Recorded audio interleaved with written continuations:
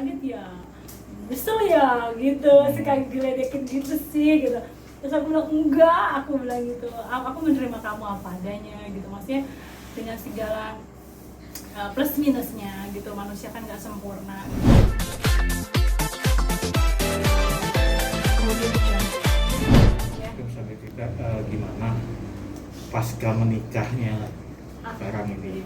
Alhamdulillah dalam keadaan alhamdulillah sehat, walaupun memang agak kecapean ya gitu ya, karena kan suami mobile perjalanan dinas dan sekalian aku juga apa ya mendampingi ya, namanya suami ya, aku mendampingi suami gitu. Belum terbiasa gitu kan, biasanya aku kan kerja mobile dari rumah ya. Kalau dengan suami kemarin memang kebetulan kan perjalanan dinas sekaligus honeymoon, dan lagi langsung ada perjalanan dinas lagi gitu, harus ke Bone sekaligus aku silaturahim sama ibu mertua dan bapak mertua. Alhamdulillah keluarga besar suamiku masya Allah welcome banget nerima aku ya. Baru kali ini aku benar-benar merasakan memiliki keluarga besar yang dari suami ya, yang maksudnya yang ya aku istri satu-satunya, jadi ya welcome banget. Mohon maaf sebelumnya, apa yang sebelumnya dengan suami sebelumnya itu tidak seperti itu? Iya, karena waktu dengan mantan gitu kan, untuk kenal sama keluarga dekatnya tuh banyak hambatan gitu, kayak butuh waktu untuk bisa diakui dan mengenal lebih jauh gitu, dikarenakan kan memang pernikahan yang mungkin Mas Kiyo, bukan mungkin tapi memang Mas Kiyo tidak memberitahu keluarga besarnya, dan aku pikir di waktu itu Mas Kiyo emang gak ada keluarganya, karena kan dia bilangnya keluarganya udah gak ada gitu. Nah, jadi kalau yang sekarang ini kan memang sebelum menikah juga suamiku udah ngasih tau ibu gitu, jadi begitu kita sudah menikah, aku diperkenalkan ibu, emang udah kenal gitu, aku suka video call sama ibunya, sama Indo ya di Bone, dan keluarga besarnya semua alhamdulillah welcome, baik gitu ya, maksudnya merangkul saya, bahkan kenapa pulang gitu, ibu nanya, Indo nanya kenapa pulang gitu, ya Indo anakku harus packing barang-barang, harus banyak yang sedikit-sedikit diangkut buat ke Makassar gitu. Okay. Gitu. Jadi memang semuanya ya Allah masya Allah, jadi aku tuh ditarik sana tarik sini, ayo kesini ke rumah gitu, mampir gitu kan, ya makan gitu ya, bisa dilihat di Instagram aku ya gitu, maksudnya masya Allah gitu, oh ini rumahnya ada iparku, oh ini rumah, karena kan aku belum tahu dengan bukan dengan polos ya, memang kayak apa adanya gitu, memang aku baru gitu kan, baru pertama kali kenal, dan aku jujur pengen cepet-cepet balik lagi ke Makassar gitu loh. Memang dilema gitu, di sisi lain ada anak-anak di sini, aku pengen cepet-cepet, suamiku juga tahu ya, aku pengen cepet-cepet bawa anak-anak semua pindah ke sana gitu, dan di sini aset atau rumah ditempatin oleh mama gitu ya, bawa ke sana, sekolah dipindahin semua gitu, jadi supaya aku bisa terus di samping suami gitu, so aku bisa berpikir apa yang aku kerjakan di sana, kebetulan alhamdulillah banget endorse bisa dikerjakan di Makassar gitu, jadi ada sebagian barang yang memang sudah aku kasih alamat untuk dikirim ke Makassar, jadi semua pekerjaan aku rasa tetap bisa dikerjakan, kecuali syuting di Jakarta yang nggak bisa gitu, karena memang operasional pekerjaan syuting semuanya di Jakarta, paling aku tetap bisa mengerjakan pekerjaan sebagai MC dan sebagai model kayak gitu. Berarti kapan pindah ke Makassar ya Mbak? Setelah aku nikah secara negaranya, Okay. ya insya Allah bulan November, insya Allah Allah ridho, semua diberikan kemudahan, itu di bulan November, ada gitu akan pindah gitu. Kalau secara akunya sih udah bolak-balik ya gitu, karena suami aku harus terus didampingi sama aku. Nanti akan ada perayaan ya Mbak atau seperti apa? Mungkin pas Syukuran aja, untuk syukuran keluarga aja. besar aja, untuk yang dekat aja.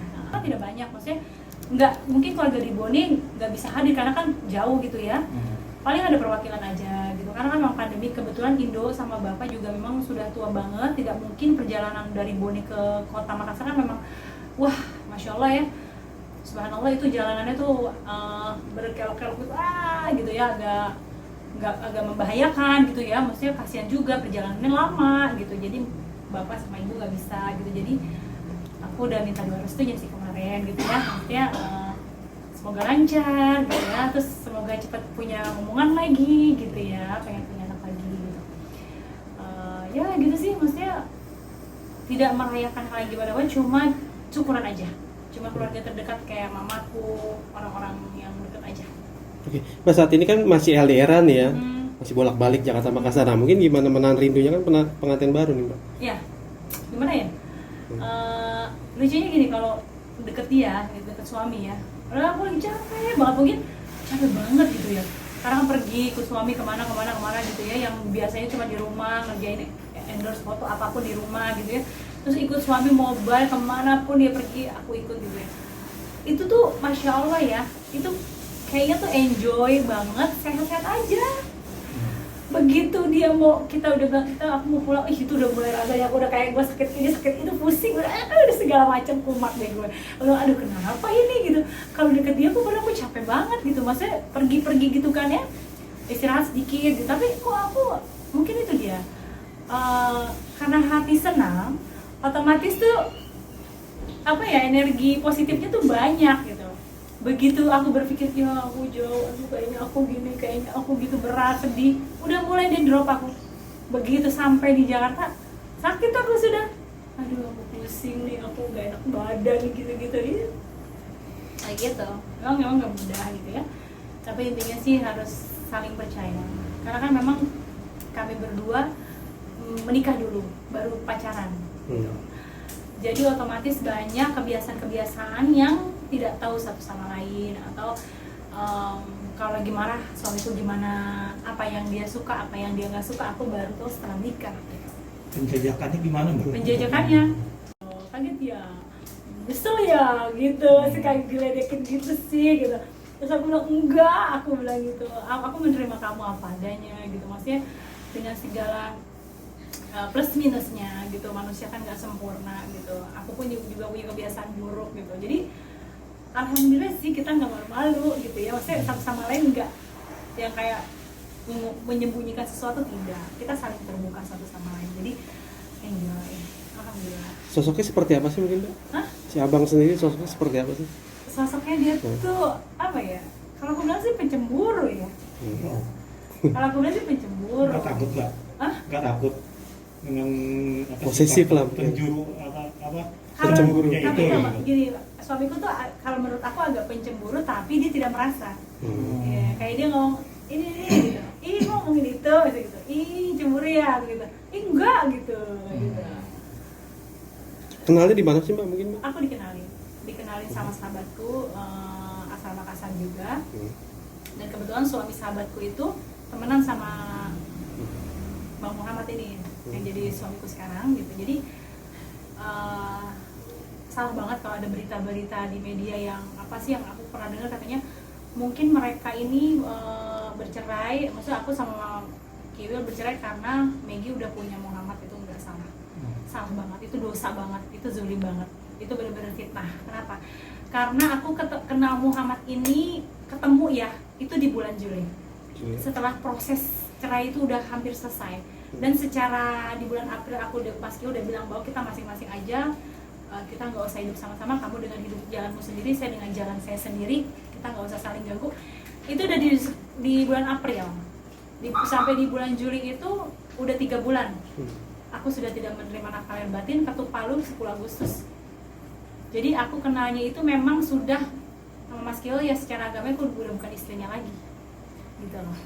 Ya aku agak kecewa, tapi kembali lagi saya sama suami saya, sama Bang Muhammad, saya bilang suami saya laki-laki Masya Allah ya, mudah-mudahan saya cuma bisa berdoa ya, mudah-mudahan Allah limpahkan berkat rahmat hidayah, rezeki yang berlimpah ruah untuk Muhammad suami saya, dan Allah berikan kemudahan kelapangan rezeki untuk saya juga ya, misalnya dengan bentuk pekerjaan apapun yang halal gitu ya.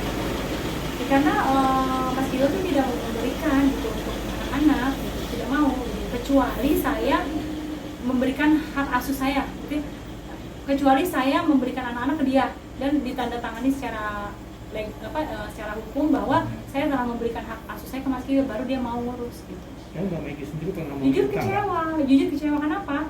Karena dalam agama itu yang namanya nafkah dari seorang bapak itu sampai mati ya, maksudnya sampai dia mati tuh bapak harus memberikan nafkah loh, lain untuk anak-anaknya gitu. Tapi kan kita tidak bisa memaksakan kehendak gitu kepada orang lain gitu ya. Kembali lagi itu biar menjadi tanggung jawab dia kepada Allah gitu ya kan. Itulah yang disebut hutang, aku bilang. Nanti dia akan menjadi orang yang sangat bangkrut gitu di akhirat nanti. Kenapa? Karena seharusnya dia yang menafkahi, tapi harus saya dan suami saya gitu kan. Tapi ya nggak apa-apa gitu, maksudnya semoga saya cuma bisa berdoa ya, semoga Mas Kio dapat hidayah gitu ya. Sayang sekali gitu dengan hijrahnya gitu ya, udah tahu agama lebih banyak tapi salah kaprah gitu untuk hal yang ini gitu. Namanya tanggung jawab seorang bapak itu nggak pernah putus, karena nggak ada kata bekas bapak gitu. Karena kan kenapa dia dihujat kemarin dihujat ya, aku lihat ya sama netizen gitu. Kenapa? Karena yang dia memberitahukan tentang dia apa, kalau mau anaknya ke saya gitu kan, baru saya akan ini, kalau nggak saya ngasih ya seininya aja gitu ya, nggak bisa. Seharusnya dia memberikan sepenuhnya untuk anak-anaknya gitu. Jadi memang dari waktu proses cerai itu juga memang udah nggak ngasih.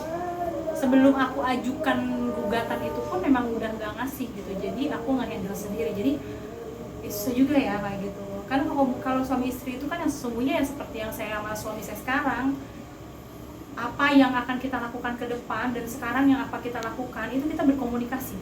Kita harus ngambil sikap apa ini sayang untuk sekarang dan untuk masa depan kita. Itu perlu banget suami istri itu komunikasi yang baik, itu sangat perlu. Dia itu sangat seneng bercanda, sehingga kadang-kala kalau dia lagi ngomong, kamu serius apa bercanda ya? Aku sering banget nanya gitu, kamu serius apa bercanda sayang? Kamu serius banget sih, gitu. Oh jadi kamu bercanda? Ya maklum aja ya mas, cuma 1 bulan loh. Jadi kita nggak tahu satu sama lain. Jadi pacarannya itu setelah menikah udah, bisa bayangin aja deh. Berarti dari awal kenal sampai langsung menikah itu kurang lebih sebulan prosesnya mbak ya? Sebulan saja. Sebulan. Karena kan pacarannya itu kan di bulan setelah ketok palu. Kan kita ngitungnya setelah itu dong, cuma 1 bulan. Karena dari waktu kenal itu kan lama nggak ketemu. Nanti kan bulan November pada pasti anak-anak akan dibawa. Ayahnya urus. Ayahnya tahu yang terbaik untuk anak-anak. Aku serahin sama ayahnya. Kalau untuk masuk sekolah gini-gini yang menentukan sekolah ayahnya. Tapi kalau untuk yang menghandle urusan anak-anak gimana pelajaran daringnya itu aku. Mereka setuju mbak untuk dibawa pindah sekolah ke sana? Iya, setuju. Tapi mbak Megi ada ketakutan nggak sih mbak? Ada maaf kalau dibilang nanti mbak Megi memisahkan dengan secara jauh gitu dengan ayah memisahkan kandungnya. Mas Kio sama Nangga. Silakan kalau Mas Kio mau silaturahim datang ke rumah kami, nggak apa? Oke. Pintu rumah kami terbuka untuk papanya. Silaturahim itu kita nggak boleh batasi, nggak boleh. Itu kan nggak bisa bapak anak sama bapak gitu ya, anak-anak sama ayahnya, sama papanya gitu nggak bisa. Saya nggak boleh, saya berdosa kalau saya pisahin. Tapi kan qadarullah, suami saya memang di Makassar, saya harus ikut beliau. Bahkan kami punya rencana hari-hari tua di Bone, ya saya harus ikut suami saya. Kemana suami saya ikut sama dia. Gitu kan, kita tinggal menikmati hari-hari tua saja toh. Gitu kan, jadi nggak neko-neko. Ya udah ya. Satu lagi mbak, nggak berarti secara nggak langsung mbak Megi dengan tinggal di Makassar meninggalkan dunia entertain dong mbak? Karena kan semua syuting di Jakarta lah, anggaplah gitu ya. Sepertinya seperti itu. Oke. Gitu. Sepertinya Sepertinya kamu seperti Muhammad itu. juga untuk mbak Megi berhenti dari dunia entertain atau gimana?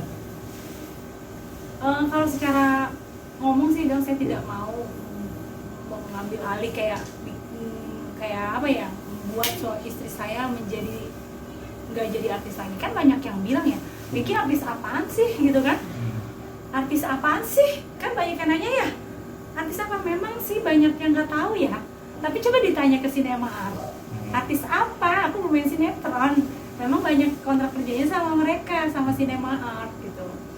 Kan banyak yang nanya begitu. Memang banyak yang orang taunya kenalnya karena istrinya mantan ini gitu ya, kayak gitu. Jadi aku bilang whatever lah sayang gitu kan. Ya suami nggak bisa ditinggal intinya. Saya nggak mungkin ninggalin suami, otomatis saya memilih untuk ikut beliau. Jadi ini konsekuensi yang harus saya ambil dan saya ridho lillahi ta'ala. Masih banyak pekerjaan yang bisa dilakukan kan, model, MC masih bisa dilakukan di Makassar.